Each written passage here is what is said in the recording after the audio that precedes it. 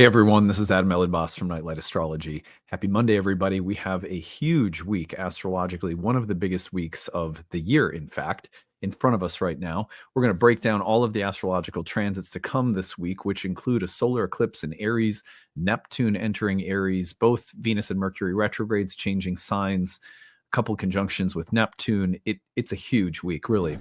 So we'll be giving you a preview of all of those transits today, but then there will be a significant amount of coverage on these bigger transits of the week as the week goes on. So a little bit for the cardinal signs today. I'll be reminding you of which whole sign houses are being activated in the angular positions for the cardinal signs. So we'll be doing a little treatment of that toward the end as well. And then, like I said, as the week goes on, there'll be plenty of coverage on the eclipse, Neptune changing signs. So yeah, it's a big one. It's a big week. Excited to get into it. Remember to like and subscribe. It really helps our channel to grow. Seeing what we can do as we are right around the equinox here. Our goal is to get to 80,000 subscribers as of the time that I'm making this. I have no idea how close we are. I'm making this a little bit in advance because my kids are on spring break, so I take some time off for them around this time and make these videos in advance. So hopefully we're close, but we're trying to get to 80,000 subscribers. So if you haven't yet subscribed, please do so. It's free. Give us a thumbs up with the video. It really does help. You can find transcripts of any of these daily talks on the website, which is nightlightastrology.com. Now, when you're over there, I want you to check out just one thing for now, and that is going to be, if I pull up the screen here, go to the events page, click on live talks, and you're going to see that coming up on April 3rd, I have a talk on essential dignities that I'm doing, which you may enjoy. So that is on April 3rd from 7 to 9 p.m. Eastern time. We're going to be talking about the logic of essential dignities. Like, why do we say that planets are in their rulership, their detriment, their fall, their exaltation? What's the logic behind these placements? How do we actually use them thoughtfully as well? And what are they and what aren't they? There's a lot of misconceptions about them. So for people who are into astrology and want to learn more about the language and why we use this terminology, that'll be a really good talk. Anyhow, so let's go ahead and get into it. I'm going to put the real-time clock up. We're going to take a look at all of the transits of the week. It really is like this week I've had highlighted on my calendar since the beginning of the year, major astrological week. We start off today. I'm going to go through everything, and then I'll circle back around to talking about Mercury in Aries. Today, Mercury is Cazimi. Mercury is Cazimi, meaning it's at the heart of the sun to start our week. So after I get through every transit, I'm going to come back and talk a little bit extra about Mercury and the sun, since we're dealing with that today. That'll become our focus before we leave today. Then going on, so that Mercury Cazimi at the heart of the exalted sun in Aries is taking place. It's a rebirth moment for Mercury that's taking place today, Monday, March 24th. Now, tomorrow, Mercury will briefly sextile Pluto in the sign of Aquarius after crossing the face of the sun. So this really is a kind of a moment of transformation for Mercury that's taking place today and into tomorrow with the brief sextile to Pluto that Mercury then makes after the Cazimi. On March 27th, we have Venus entering through her retrograde into the sign of Pisces, where she will immediately be exalted rather than in her detriment and conjoining Neptune. So a Venus-Neptune conjunction with a major increase in dignity for Venus, as she is also starting to come out of combustion. This is a part of Venus bringing forth the transformation of her cycle right now.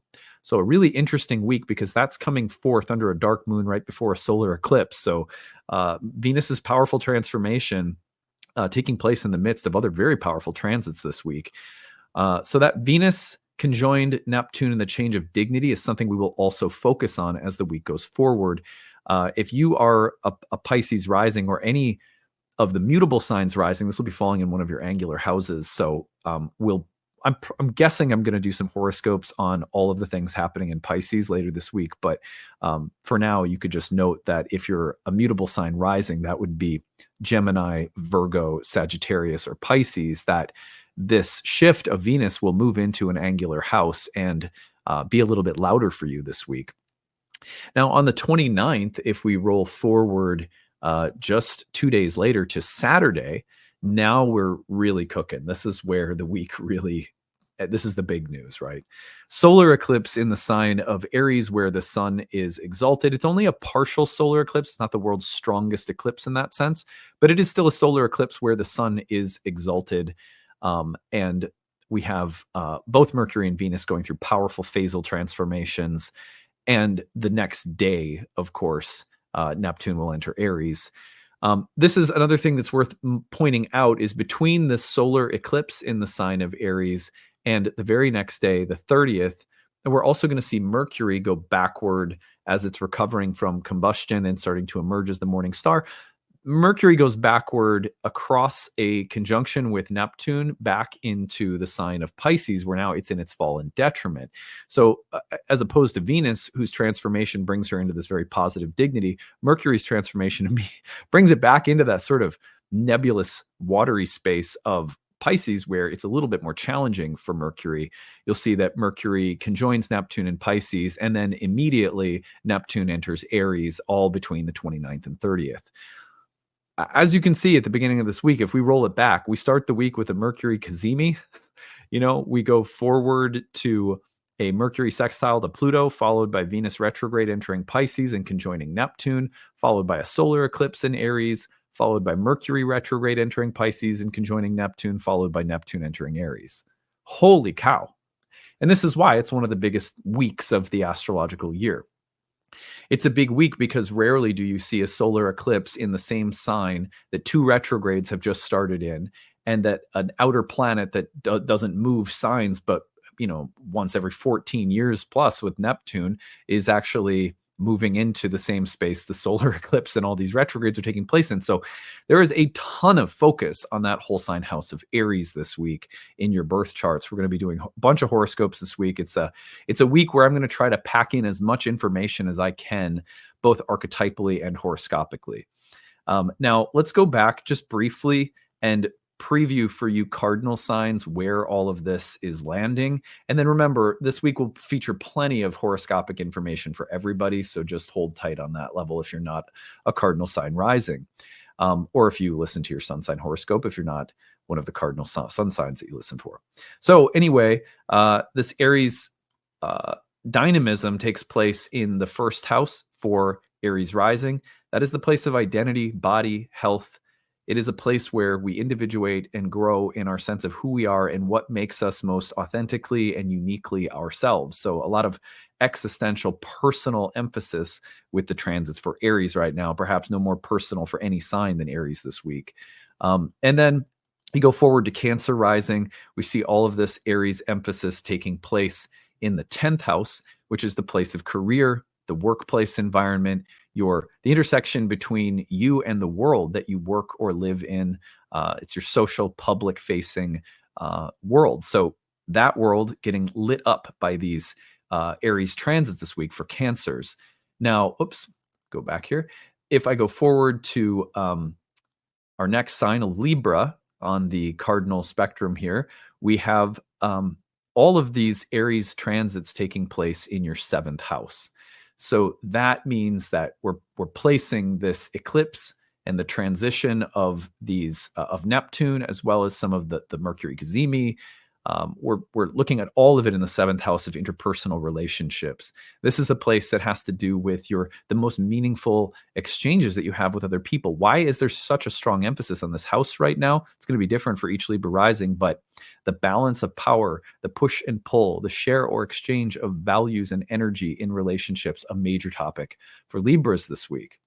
Now, if we go forward finally to the last cardinal sign of Capricorn, this takes place, all of these Aries transitions will take place in your 4th house, which is the place of home, family, and roots. The roots can be your living environment. They can be family karma. It can be the past. It can be what provides a solid base or foundation for you. And there is quite a powerful emphasis on this place and these topics this week for all of you Capricorns out there. So now, what I'd like to do, given that we've just done a little horoscopic focus on the Aries planets, and as promised, there will be more horoscopic content to come in the week ahead, I want to now take a look at what's happening today, which is the Mercury cazimi.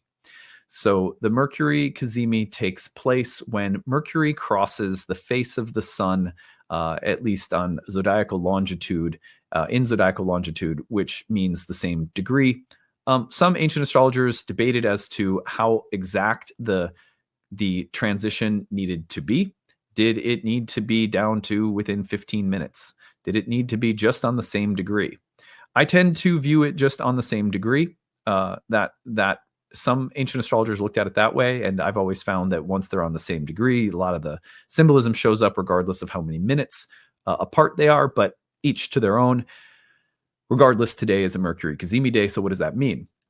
Well, with an empowered sun in Aries that is about to experience, and the sun I say is empowered in Aries because it's exalted there, as the light takes over from darkness in the northern hemisphere, this sign was associated with the initiation of the light half of the year and with birth and new beginnings and initiations or inceptions in general. So it's a very powerful, fiery, creative, trailblazing or pioneering impulse behind this Mercury Cazimi. What information, what ideas are taking shape in the heart of the sun right now? It's like saying that there's new ambitions that are forming. There's a new direction that's taking shape. There's a new idea, identity, a heroic mission or quest. There's a new impulse. There's a new burning passion or desire starting to convey or communicate itself in some way. Or you're having powerful encounters with solar figures, fathers, leaders, executives, or you're cultivating those qualities perhaps within yourself. Whatever the case may be, this heart of the sun moment conveys some powerful idea or images or information. There's a message of strength and clarity and sort of brilliance. It could even tilt a little bit into bravado or arrogance, or maybe speaking or thinking in ways that are overpowering or domineering. So watch for those shadows. But whatever is coming through the heart of the sun, it's an empowered moment for the messenger, Mercury, in this fiery inceptional sign that precedes the solar eclipse and Neptune entering Aries on that 0 degree mark very shortly. We are at the brink of a time of major transformation. That transformation coming through the fiery place of Aries is exciting. It's thrilling. I think there's going to be a lot of themes of people becoming very ambitious and excited and worked up or intense about something that they're eager to do or start. That's part of the Mercury Cazimi preceding Neptune and entering Aries in the solar eclipse. But also there's maybe things that you feel you're ready to fight for or stand up for, or there's a reaction or a response that requires like an advocacy or, a form of action that's decisive and immediate. Also, what is the new path or new trail that you're ready to blaze? I think Mercury today is starting to convey something of where the eclipse wants to take us in the months ahead. And that may continue to clarify itself as the week goes on. I wouldn't be surprised for there to be some level of over promising and under delivering or idealism that has to be tempered a little bit, because remember, Mercury will go through backward into its retrograde, into the sign of its fall in a conjunction with Neptune.